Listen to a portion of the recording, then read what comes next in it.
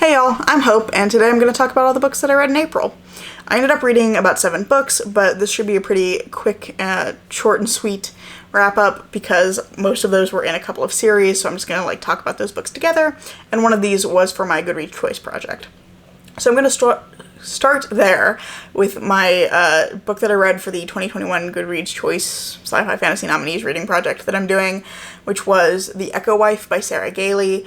And I won't go in detail because there is a video coming out hopefully soon, if I can finish the other book soon, about this and Constance by Matthew Fitzsimmons.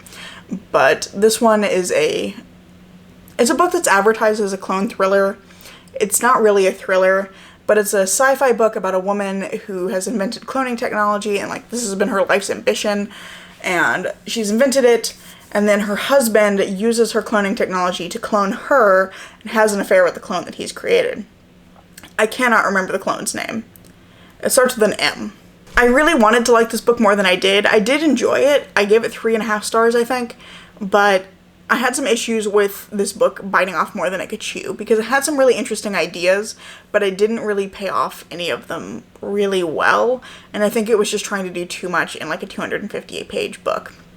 The thing I thought was most interesting is it has a kind of central theme of cycles of abuse and how that has played into Evelyn's life and her work and who she is as a person and how that plays into the ending was really interesting. I really enjoyed that part, and I think it's got a very unsettling ending. It's kind of a sci-fi horror, just a little bit, but I didn't like that it was trying to do this are clones people thing, but it seemed like the only person in the story who didn't think that clones were people was Evelyn.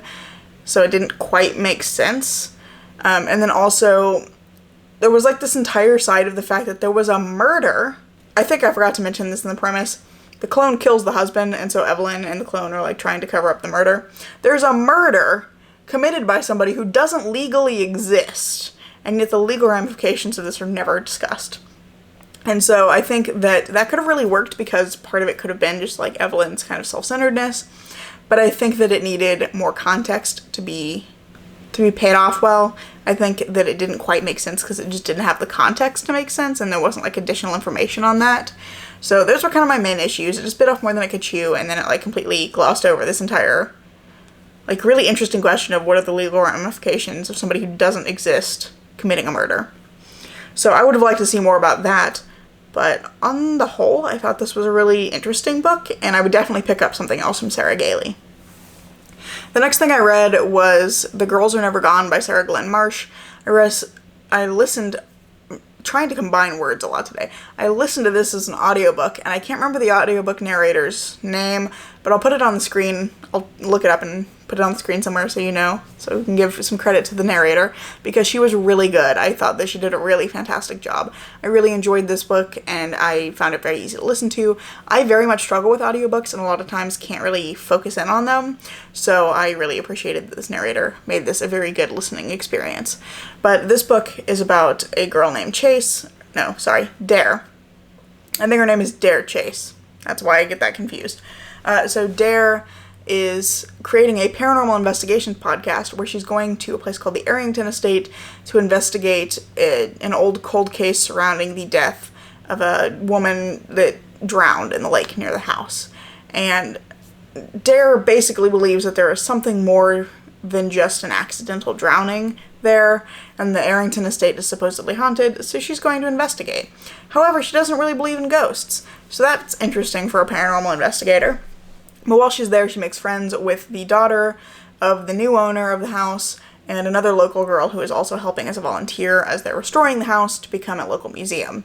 And I really enjoyed this. I thought it was a lot of fun.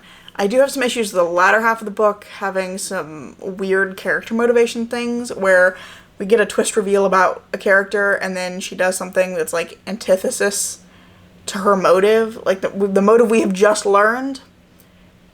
And then she does a thing that kind of goes against what she's trying to do.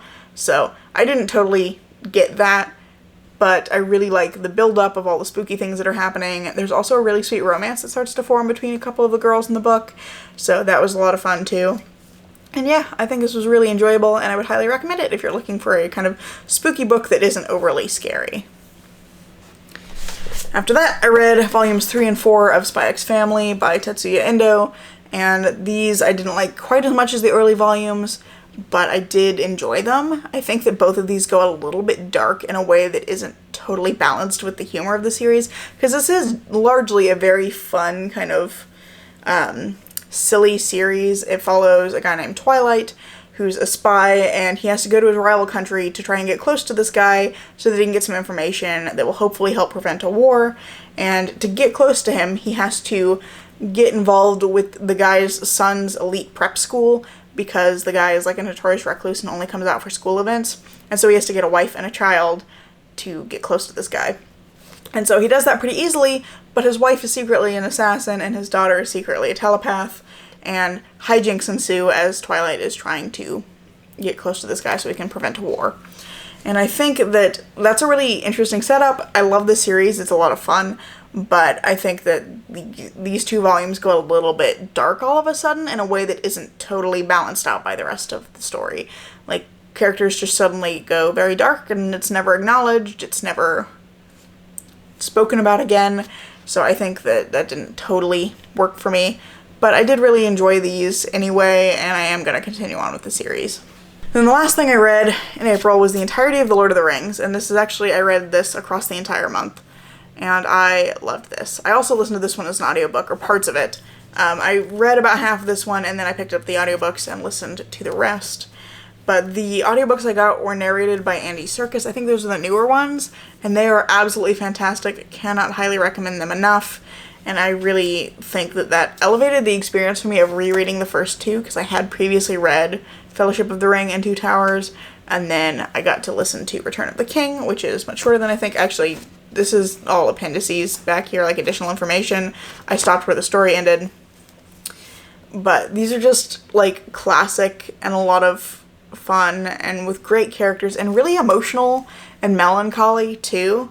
Like, there's a really interesting tone in this about, like, the day is saved, but not everything good is saved.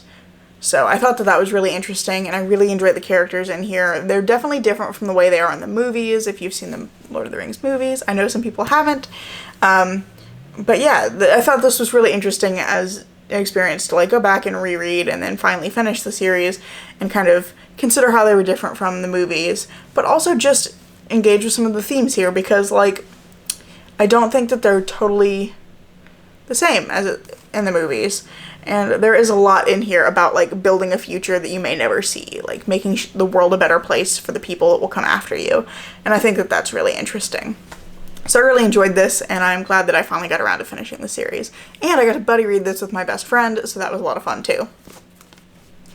But that's everything that I read in April, and I hope you have enjoyed this video, even though it's kind of rambly and incoherent probably. So thank you so much for watching, and I hope to see you in the next one. Bye.